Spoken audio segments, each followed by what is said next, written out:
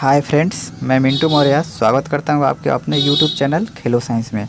आइए हम दोस्तों बात करते हैं कि रेलवे 2018 में पूछे गए प्रश्नों का जो काफ़ी महत्वपूर्ण है। इसमें से पहला क्वेश्चन है, निम्न में से कौन सा विकल्प उस लवण का उदाहरण है जो जलीय विलयन का पीएच मान 7 से कम होता है। यहाँ पे 4 ऑप्शन दिया गया है, जिसमें इसका सही आंसर है अमोनियम क्लोराइड। इसका पीएच मान 7 से कम होता है। तो देखते हैं कि इसका पीएच मान कितना से कितना के बीच में होता है।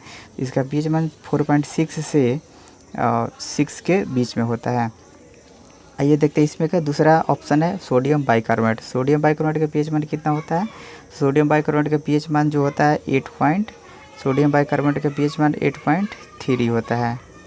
और ये देखते हैं यहाँ पर सोडियम क्लोराइड। सोडियम क्लोराइड का पीएच मान कितना होता है, 7 होता है। सोडियम कार्बोनेट जो होता है, सोडियम कार्बोनेट का पीएच मान कितना होता है, उसका 11 होता है। इस प्रकार से हम 4 ऑप्शन दिया गया है, जिसमें से हम देख सकते हैं कौन किसका पीएच मान 7 से कम होता है। आइए नेक्स्ट क्वेश्चन की बात करते हैं। दूसरा क्वेश्चन, निम्नलिखित में से किस अभिक्रिया में ऑक्सीजन हवा में मुक्त होती है। तो यहाँ पे देखिए 4 ऑप्शन दिया गया है, वाष्पोत्सर्जन, प्रकाश संश्लेषण, श्वसन, मल त्याग। इसमें इसका सही आंसर है प्रकाश संश्लेषण। प्रकाश संश्लेषण की प्रक्रिया में ऑक्सीजन जो है हवा में मुक्त होती है, और ये पेड़ पौधे जो होते हैं कार्बन डाइऑक्साइड को ग्रहण करते हैं, और उसके बाद उसमें मुक्त होती है जो ऑक्सीजन गैस मुक्त होती है। आइए तीसरा क्वेश्चन देखते हैं। निम्नलिखित में से कौन सा तत्व का रासायनिक प्रतीक लैटिन से लिया गया है। इसमें देखते हैं, यहाँ पे 4 ऑप्शन है, आयरन, कार्बन, फ्लोरीन और एल्युमिनियम। इसका सही आंसर है क्या है, आयरन है। आयरन जो है उसका लैटिन नाम से लिएगा। इस आखिर देखते हैं इसका लैटिन नाम क्या होता है। तो इसका लैटिन नाम होता है फेरम। इसका लैटिन नाम फेरम से होता है। आइए कुछ ऐसे एलिमेंट है जिसका लैटिन नाम देखते हैं। गोल्ड, गोल्ड का लैटिन नाम क्या होता है। तो गोल्ड का लैटिन नाम होता है औरम। सिल्वर, सिल्वर का लैटिन नाम क्या होता है, अर्जेंटीनम, जिसको एजी से सूचित करते हैं, डिनोट करते हैं। टिन, टिन का क्या होता है लैटिन नाम, यानी कि टिन का लैटिन नाम होता है एस्टेनम, जिसको एसन से डिनोट करते हैं। टंगस्टन, टंगस्टन का लैटिन नाम क्या होता है। तो टंगस्टन को लैटिन नाम होता है उल्फ्रम, जिसको डब्ल्यू से रिलेट करते हैं। आइए इस तरह से आप रिलेट करके क्वेश्चन को याद रख सकते हैं। अगला क्वेश्चन है, इसमें से कौन सा न्यूटन की गति के तीसरे नियम का उदाहरण है। यहाँ पे 4 ऑप्शन दिया गया है। तो इसमें देखिए इसका सही आंसर है आप लोग का रॉकेट लॉन्च करना। ऑप्शन बी जो है रॉकेट लॉन्च करना, ये न्यूटन के गति के तीसरे नियम का उदाहरण है। न्यूटन के गति का तीसरा नियम ये बताता है कि प्रत्येक क्रिया के बराबर तथा विपरीत दिशा में प्रतिक्रिया होती है। तो न्यूटन की गति का और भी उदाहरण देखते हैं। ये देखिए, बंदूक से गोली चलने पर चलाने वाले को पीछे की ओर धक्का लगता है, ये भी न्यूटन के तीसरे गति नियम के कारण ही होता है। जो नाव के किनारे से जब कूदने पर नाव जो है पीछे की ओर हट जाता है, वो भी न्यूटन के तीसरे गति नियम के कारण ही। आइए फ्रेंड्स देखते हैं ये 5वां क्वेश्चन। 5वां क्वेश्चन बोल रहा है कि भौतिक विज्ञान में किए गए कार्य को परिभाषित किया जाता है, यानी किया गया कि जो कार्य होता है डब्लू यानी वर्क इक्वल्स टू क्या होता है। तो यहाँ पे 4 इसका परिभाषा के लिए, कार्य की परिभाषा के लिए 4 ऑप्शन दिया गया है। इसमें से देखना है कौन सा सही है। तो वर्क बराबर होता है डब्लू इक्वल्स टू होता है एफ एस कॉस थीटा। यहाँ पे एफ क्या होता है, फोर्स होता है। एस क्या होता है, डिस्प्लेसमेंट यानी डिस्टेंस होता है। और कॉस थीटा यहाँ पर एंगल होता है। यानी यहाँ पे 3 चीज़ का जरूरी है। यहाँ पे ऑप्शन से देख सकते हैं, ये विस्थापित वस्तु द्वारा, वस्तु पर कार्यान्वित बल द्वारा, यही इसमें 2 ऑप्शन मिल रहा है। तो इसलिए इस प्रकार ऑप्शन जो है ये सही हुआ। अगला क्वेश्चन देखते हैं। 6ठा नंबर कि पृथ्वी का द्रव्यमान कितना होता है। तो पृथ्वी का द्रव्यमान जो होता है, यहाँ पे 4 ऑप्शन दिया गया है। इसका सही आंसर है ऑप्शन बी, यानी 6 × 10⁻24 kg होता है पृथ्वी का द्रव्यमान। बात करते हैं पृथ्वी का घनत्व कितना होता है। तो पृथ्वी का घनत्व जो है 5.52 ग्राम प्रति सेंटीमीटर की होता है पृथ्वी का घनत्व। आइए पृथ्वी से रिलेटेड कुछ और बात जानते हैं। पृथ्वी का जो विषुवतीय व्यास होता है 12,756 किलोमीटर होता है, तथा ध्रुवीय व्यास जो होता है 12,714 किलोमीटर होता है। इस प्रकार से विषुवतीय व्यास तथा ध्रुवीय व्यास में 42 किलोमीटर का अंतर होता है। ये बहुत सारे कॉम्पिटिटिव एग्जाम में पूछे गए हैं कि पृथ्वी के विषुवतीय व्यास तथा ध्रुवीय व्यास में कितना का अंतर होता है। तो इसका सही आंसर क्या होगा, 42 किलोमीटर। इस प्रकार से आप एक क्वेश्चन से रिलेटेड करके दूसरे क्वेश्चन को भी देख सकते हैं। फ्रेंड्स देखते हैं ये 7वां नंबर क्वेश्चन।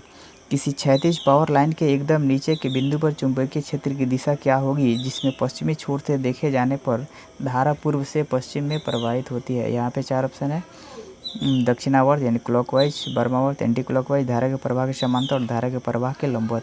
तो इसका सही आंसर जो है वो धारा के ये वर्मावर्त यानी एंटी क्लॉकवाइज इसका सही आंसर है।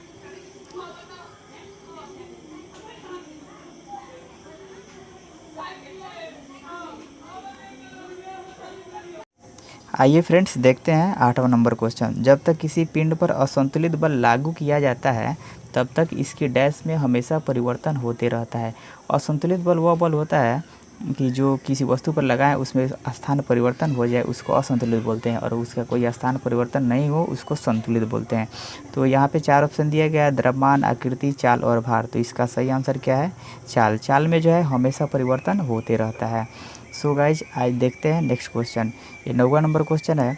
मधुमक्खी के डंक का इलाज करने के लिए डैश के घोल का उपयोग किया जाता है। ये देखिए यहाँ पे 4 ऑप्शन दिया गया है। तो इसका सही आंसर क्या है? Baking soda. बेकिंग सोडा इसका pH मान 7 से ज़्यादा होता है, और बाकी सब जो ऑप्शन है ये ऑप्शन A, B, C इस सब का pH मान 7 से कम होता है। और मधुमक्खी के डंक का भी pH मान क्या होता है? 7 से कम होता है, इसलिए उसको छाड़िए वहाँ पर घोल का उपयोग किया जाता है। सो देखते हैं 10वां नंबर क्वेश्चन। कौन सा ऊतक पौधे को कठोर और दृढ़ बनाता है? पौधे को कठोर और दृढ़ कौन सा बनाता है? तो इसका सही आंसर क्या होगा? स्क्लेरेनकाइमा।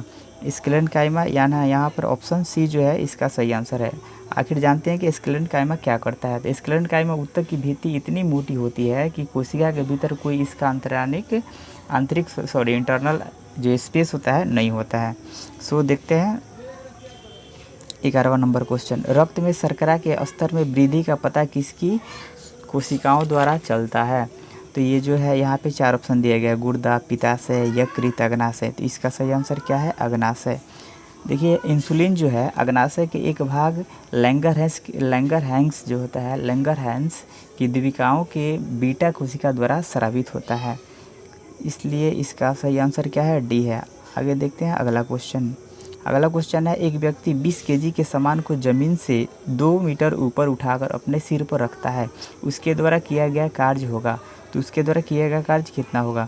तो मान लेते ये जो है एम दिया गया है, एम ये दिया गया है 20 केजी, एम 20 केजी दिया गया है, और ये डिस्टेंस जो है, डिस्टेंस यानी कि डिस्प्लेसमेंट डिस्टेंस जो दिया गया है वो आपका कितना है? 2 मीटर दिया गया है। मान लेते इस कितना दिया है? 2 मीटर दिया गया है। तो ये पूछा है किया गया कार्य कितना होगा?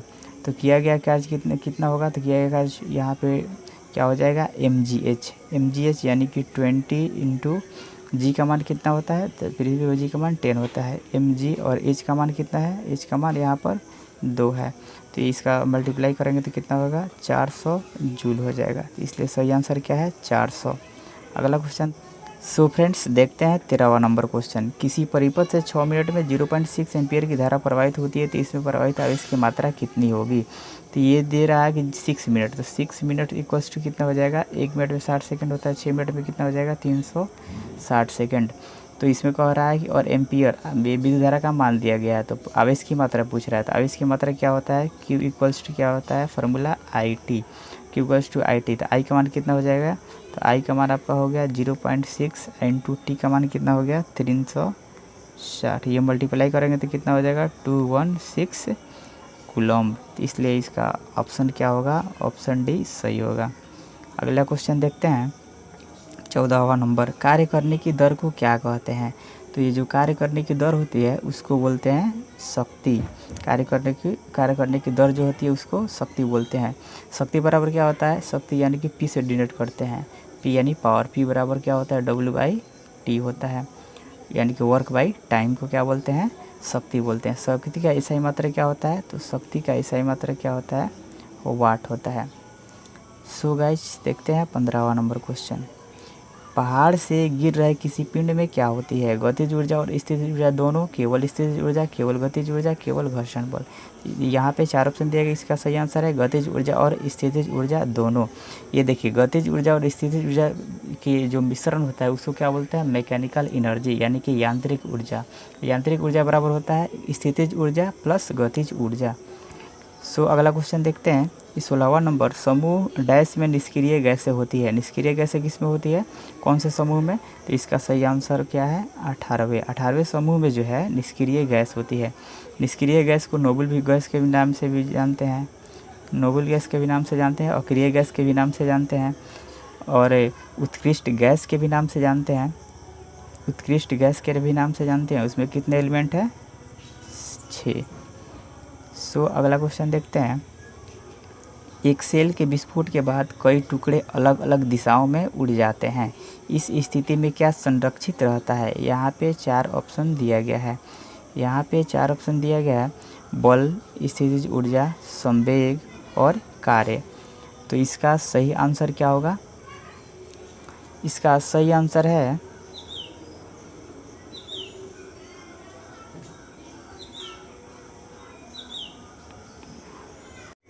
फ्रेंड्स, देखते हैं 17वां नंबर क्वेश्चन। ये बोल रहा है एक सेल के विस्फोट के बाद कई टुकड़े अलग अलग दिशाओं में उड़ जाते हैं, इस स्थिति में क्या संरक्षित रहता है? इस स्थिति में क्या संरक्षित रहता है? यहाँ पे 4 ऑप्शन दिया गया है, बल, स्थितिज ऊर्जा, संवेग और कार्य। तो इसका सही आंसर क्या होगा? संवेग। अगर सेल के विस्फोट होता है तो ये टुकड़ा अलग अलग दिशा में उड़ जाता है, तो उसका जो संवेग होता है वो संरक्षित रहता है। आइए जानते हैं संवेग किसको बोलते हैं। ये संवेग यानी कि P इक्वल्स क्या होता है? mv, यानी मास और वेलोसिटी के प्रोडक्ट को क्या बोलते हैं? संवेग बोलते हैं। द्रव्यमान और वेग के गुणनफल को संवेग बोलते हैं। आइए अगला क्वेश्चन देखते हैं। साधारण नमक के विलयन के निर्माण के लिए सोडियम हाइड्रोक्साइड डैश के साथ अभिक्रिया करता है। तो ये देखिए यहाँ पे 4 ऑप्शन दिया गया है, सोडियम क्लोराइड विलयन, carbon dioxide, oxygen gas, hydrochloric अम्ल। तो इसका सही आंसर क्या है? HCl यानी कि हाइड्रोक्लोरिक अम्ल। अगला क्वेश्चन देखते हैं 19वां नंबर। रासायनिक अभिक्रिया जिसमें गर्मी उत्पन्न होती है उसे डैश कहा जाता है। जिसमें गर्मी उत्पन्न होती है, तो ये देखिए यहाँ पे 4 ऑप्शन दिया गया है। तो जो गर्मी उत्पन्न होगा तो उसमें ऊष्मा का क्या होगा? बाहर निकलेगा, इसलिए इसका सही आंसर क्या होगा? ऊष्माक्षेपी अभिक्रिया के द्वारा इसमें गर्मी उत्पन्न होता है। और पूछा है गर्मी अवशोषित होती है, तो उसका सही आंसर क्या होगा? ऊष्माशोषी। ऊष्माशोषी को हिंदी में क्या बोलते हैं?